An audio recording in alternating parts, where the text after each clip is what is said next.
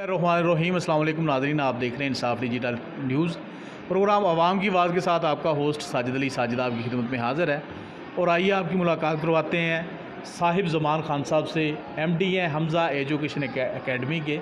दराए आदम खेल ज़िला कोहाड़ से इनका तल्लक है और इनसे बात करते हैं कि कितने अरसे से इस शोबे से रिलेटेड है, यहाँ पे ये स्कूल चला रहे हैं, कितनी स्ट्रेंथ है इनकी, और जो हमारे प्राइवेट सेक्टर के मसाइल हैं उस पर बात करेंगे और गवर्नमेंट इनको कितना सपोर्ट कर रही है या मज़ीद कितना करना चाहिए।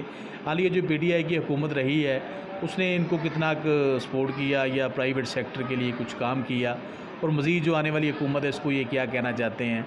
और हालिया जो कोरोना का टर्नओवर रहा है उसमें गवर्नमेंट की तरफ से इनको कितनी कोई फैसिलिटीज़ वगैरह दी गई या सब्सिडीज़ वगैरह मिली हैं या नहीं मिली। तो आइए मुलाकात करवाते हैं आपकी साहिब ज़मान खान साहब से। अस्सलाम वालेकुम सर। वालेकुम सलाम जी खान साहब, क्या हाल चाल है जनाब? ठीक है अल्हम्दुलिल्लाह सर फर्स्ट जी। पे तो आपको जी प्रोग्राम आवाम की आवाज़ में वेलकम करते हैं। शुक्रिया। तो उसके बाद जी मैं पूछूंगा कि आप कितने अरसे से इस शोबे से रिलेटेड हैं? सर जी हम 2005 में जो है ना ये इदारा हमने रजिस्टर किया है और 2005 से जो है ना अब तक हम चला रहे हैं। इस बीच में दो साल तकरीबन 2.5 साल ब्रेकअप भी हुआ था। ये कबाइली इलाके के जो ऑपरेशन वगैरह थे उस सिलसिले में थोड़ा वो रुकावट हुई थी। उसके बाद जो है ना फिर हमने स्टार्ट किया दोबारा। हमारा जो स्कूल है इसका भी जो है ना ऑपरेशन हुआ था और तालिबान और जो मतलब है वो उसके ख़िलाफ़ जो हुआ था, तो हमारा ये बिल्डिंग जो है 2008 में ये बुलडोज़ हुआ था। और उसके बाद जो है ना हमने बहुत कोशिश की गवर्नमेंट सतह पर, प्राइवेट सतह पर भी जो साहिब हैसियत हज़रात है कि हमारे लिए कोई फ़ंड वगैरह रिलीज़ करे। तो अभी तक जो है ना किसी ने भी जो है ना गवर्नमेंट ने कोई हमारे साथ ताउन किया है और न प्राइवेट किसी मतलब NGOs वगैरह किसी ने अभी तक हमसे। तो हमने अपनी मदद आपके तहत दोबारा जो है ना इस बिल्डिंग को रिपेयर किया। तो कितना का नुकसान हुआ था आपकी बिल्डिंग का? सर जी तकरीबन उस टाइम मेरे वालिद साहब थे, उसने वो रिपेयर किया था, लेकिन अंदाजे के मुताबिक तकरीबन 40-50 लाख तक जो है ना हमने दोबारा इसको जो है ना इस पर। गवर्नमेंट की तरफ से कोई आपको सपोर्ट नहीं मिली इसमें? सर जी हमने बहुत जो है ना कोशिश की। पॉलिटिकल हमारा जो पॉलिटिकल है दरादम खेल, वहाँ भी हम गए थे, वहाँ हमने लेटर एप्लीकेशन जमा किए थे। DC साहब के साथ मुझसे बात हुई थी, लेकिन उन्होंने कहा कि बाद में जो फ़ंड वगैरह रिलीज़ होंगे तो उसमें जो है ना आपकी हेल्प कर लेंगे, लेकिन उसका कुछ पता नहीं चला अभी। तो आपने अपनी तालीम कहाँ से हासिल की? सर जी मैंने तो पहली जो इब्तदाई तालीम है यहाँ गवर्नमेंट प्राइमरी स्कूल मस्जिद खेल से हासिल की। उसके बाद मिडल और हाई गवर्नमेंट हाई स्कूल शपलकीवाल से, और फिर जो मेरा उसके बाद दरादम खेल कॉलेज वहाँ से हमने FA किया, और फिर BA B.Ed हमने अल्लामा इकबाल से किया है। कितनी स्ट्रेंथ है आपके पास इस वक्त? स्ट्रेंथ फ़िलहाल हमारे साथ तकरीबन 180 तक है। ये हालिया जो कोरोना का दौर गुजरा है उसकी वजह से कोई स्ट्रेंथ में कमी आई?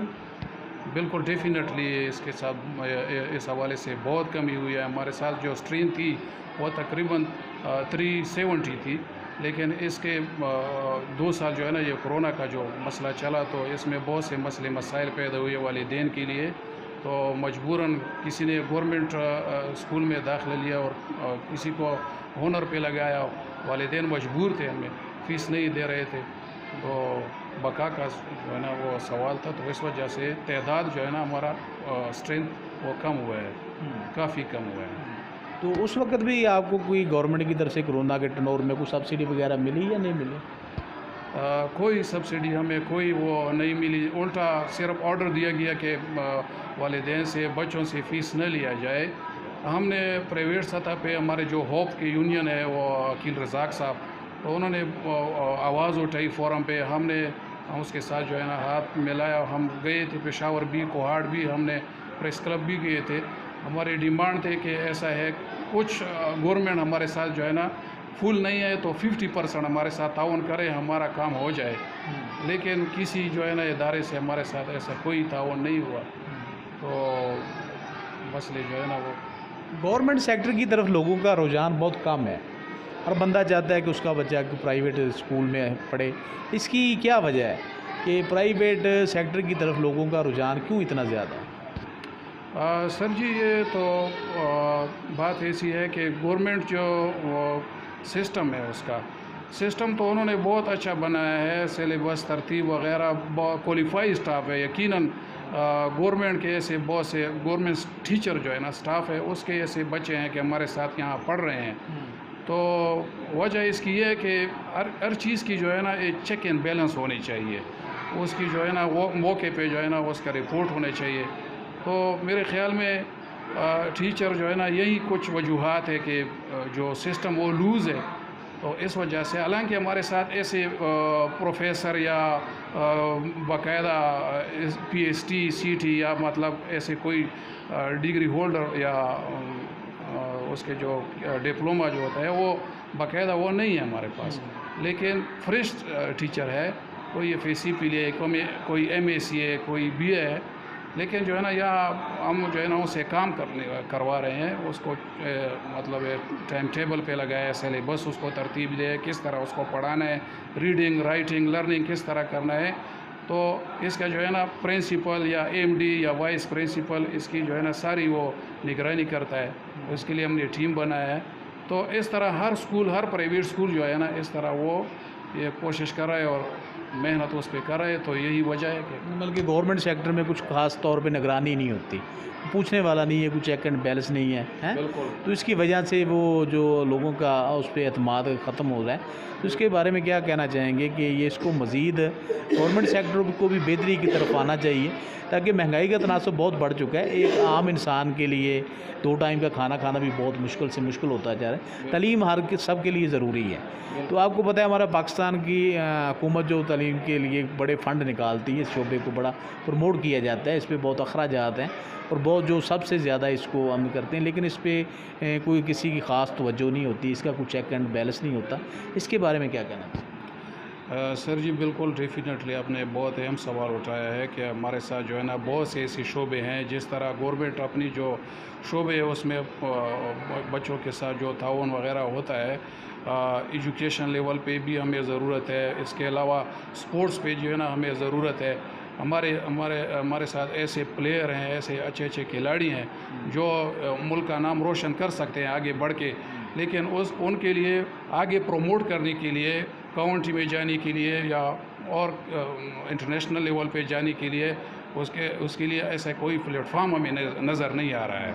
تو اس کے لیے باقاعدہ اس پہ گورنمنٹ کو توجہ دینی چاہیے۔ اور اس کے علاوہ ہمارے ساتھ جو ہے نا سینکڑوں غریب نادار بچے جو ہے نا یتیم بچے ایسے ہیں کہ اس کو ہم پڑھا رہے ہیں، فری میں پڑھا رہے ہیں، اور ادارے پہ بوجھ ہے۔ تو اس میں بھی جو ہے نا ہم ریکویسٹ کرتے ہیں گورنمنٹ آف پاکستان سے کہ ہمارے ساتھ تعاون کرے اس حوالے سے بھی۔